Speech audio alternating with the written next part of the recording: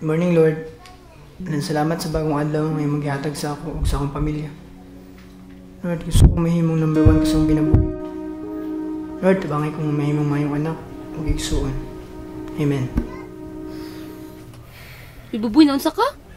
Sa'yo pag isa buntag nahay na ka? Amblo ka bitang, nagampo ko. Ikaw, apo-ampo po lagi pag may time.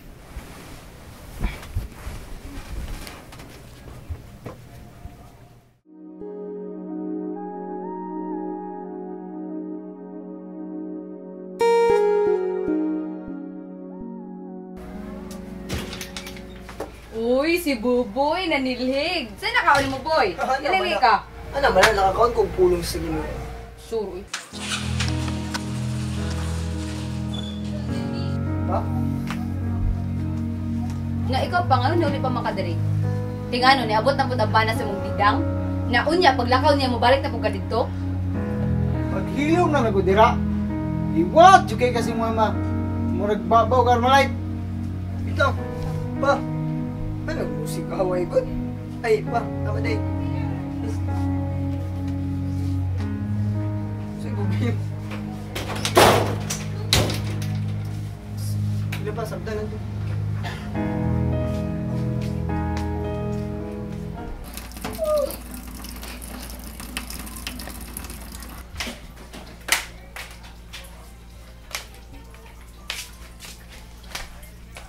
Boy, kabalo ko nagapangawat ka kay mama. Kabalo ko adik kag dota, pero wala ko kabalo nga naga-drugs ka.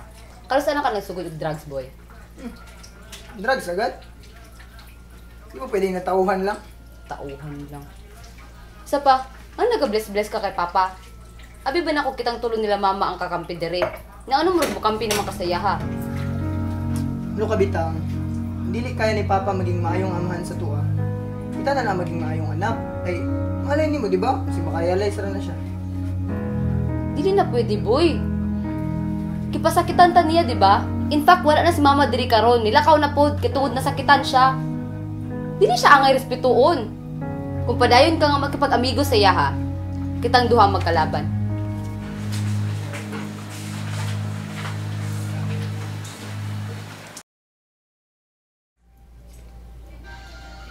May lain channel diri Jun.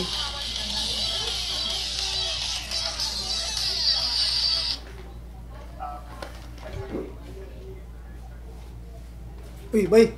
Mulakos ako. Oh, Ha? sa man ka. Nag-text ako amigo. Sisi. Ato sa ko ila, kuan, buboy. Kaila ba kasaya? Sa man. Pag sure. Murag. Imuha mo nang sa. Sige, bay. Mulakos ako, bay, ha? Ulati lang ko. Balik lang ko niya. Sige. Ha? Sige, bye. Ikot ba?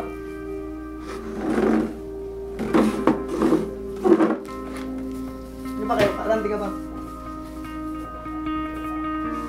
Ano na, boy? Ano nga na makasaya, ha? Sagdi na siya mukhaon, kalimot ka na saya atong mga kwarta. Sitag balin-balin og balik, ginakawat niya atong mga kwarta. So daghan na siya kwarta.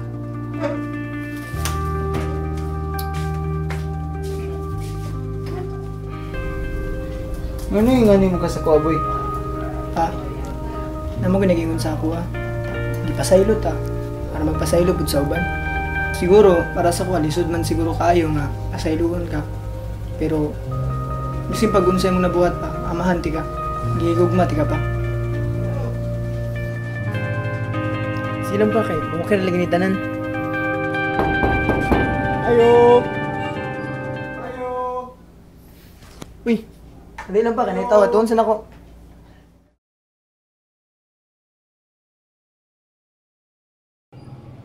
Uy! Ay, Jun, may kainan ka. Tara, sulod sa. sige, sige. Tara.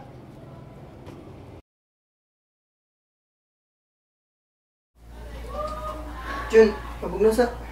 Ay, salamat, boy. Ay, Tang. Si Jun de, barkada na ako. Hello, may gabi. Lako lang. Ano to, ate, boy?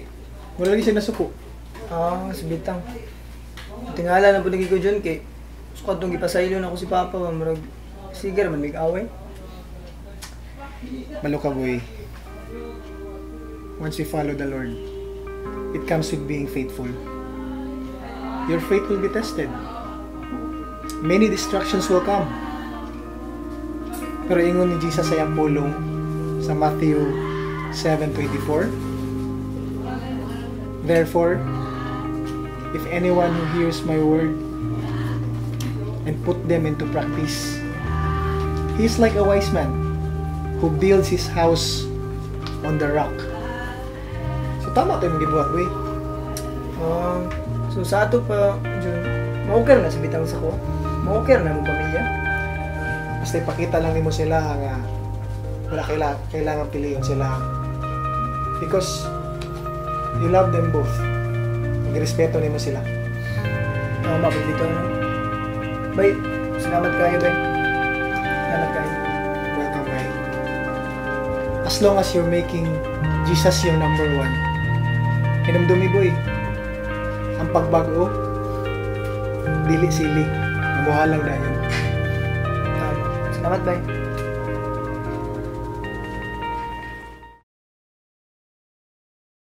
Number 9, Porto.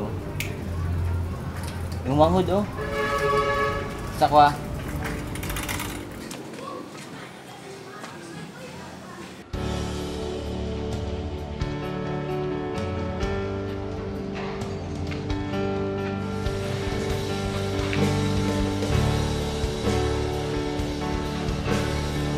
Loving others is loving God.